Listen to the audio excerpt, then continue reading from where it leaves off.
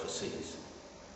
Or at least if I was, it would only be in America or Australia or New Zealand or Canada or one of those other countries where they only speak English. Because by the time I was 12, I'd realised I couldn't do French. I couldn't get it into my head to speak French. I just was rubbish at it. And I knew then God had not wired me up. He'd not made me with the ability to learn a foreign language, which is a requirement for going to a foreign country, to be a missionary to foreign people who speak other languages. You have to be able to learn the language. I knew I couldn't do it when I was 12. My circumstances closed that door. Now, circumstances will very often close the door and say you can't do this. This isn't an excuse for laziness. Some people say, oh, I don't have the qualification to do that thing. I need a job. I feel I should go into this area, but I don't have a qualification for it. You can get a qualification if that's what you need. But if you don't have the aptitude, if you don't have the general ability, then don't do it. So I can get a qualification to be a bus driver. I did that. I learned to be a bus driver. I was capable of it. I like driving. I have a natural aptitude for it. And for a while I was a bus driver. It was the right job for me to do at that time. And I managed to get the qualification. I passed my test. I passed my driving test first time to drive a car. I passed the bus driver's test first time to drive a car. To drive a bus. I have a natural ability. It's how I was made. I loved being a bus driver. I learned a huge amount. It was the right thing to do. I would also have liked to have been a brain surgeon. But look at my hands. I've never been handy with anything. I don't have the ability to be a surgeon. I don't have the brain. I have a good brain, but it's the wrong kind for being a surgeon. You have to be very focused. Me, I'd be flitting over here and thinking, oh. I'd be digging into somebody's head and I'd just get the bits out and think, oh dear, head would fall off. I'd be no good at it.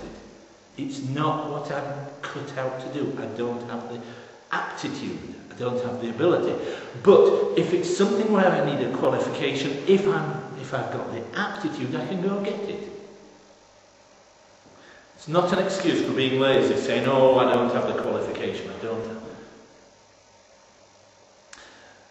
Sometimes I've known people use circumstances as a safety net.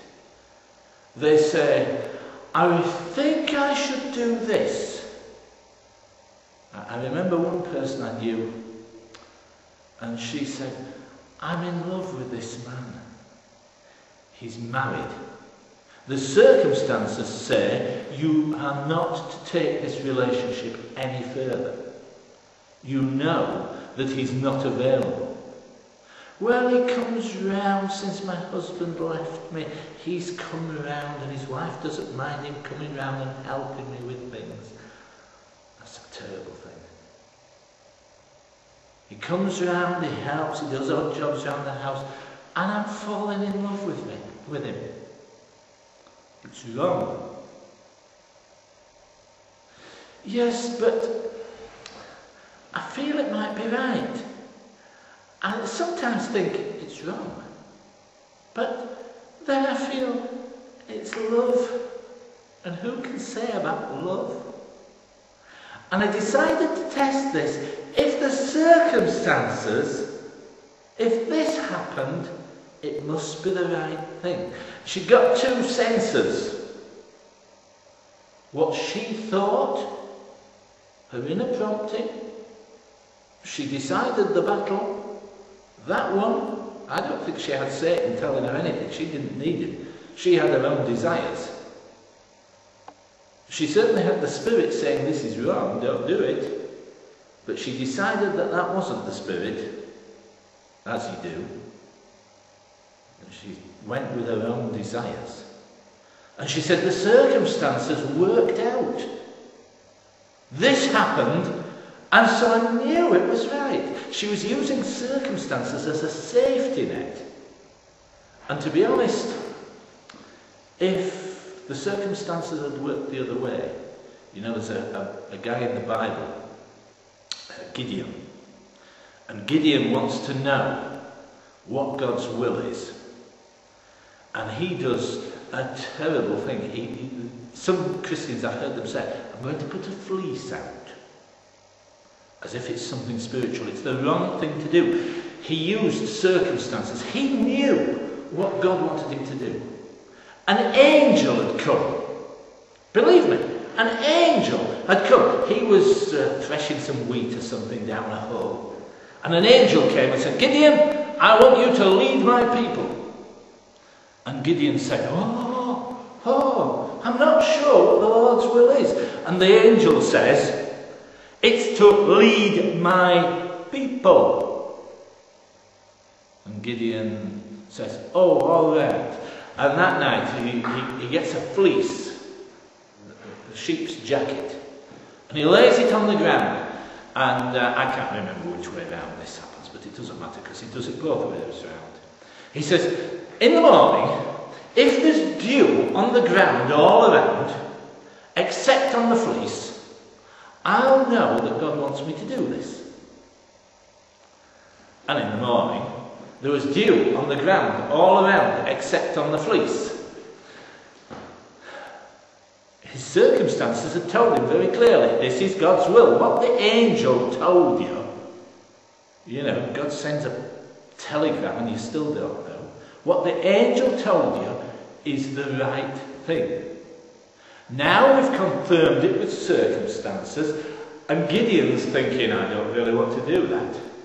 My inner voice says, I'm scared. So he says, I'll tell you what we'll do. And people do this. They look for another set of circumstances to try and help them. Oh, he says, I'll tell you what, if this time the dew is on the fleece, but not on the ground all around, then I'll know that this is God's will. Oh dear Gideon, that's the wrong answer. Circumstances are there, and if they say, don't do this, or do this, then that's one of the senses. But you have to have all four senses giving you the go-ahead. Your own inclination, your inner voice, the word of the Spirit to you, the the circumstances, they're the second. Now next time, we'll look at numbers 3 and 4. You have to have them all in a line. If you've got a really big decision to make, email me if you're at home. Email me at david@gbchurch.co.uk, and I'll tell you what the other two are to help you make that big decision this week. But most of you, I hope, will be able to wait until next week to make this big decision and make better decisions. Don't move till you have all four giving you the go-ahead. If one of them makes the beep go beep, stop. Don't do it. Okay? See you next week.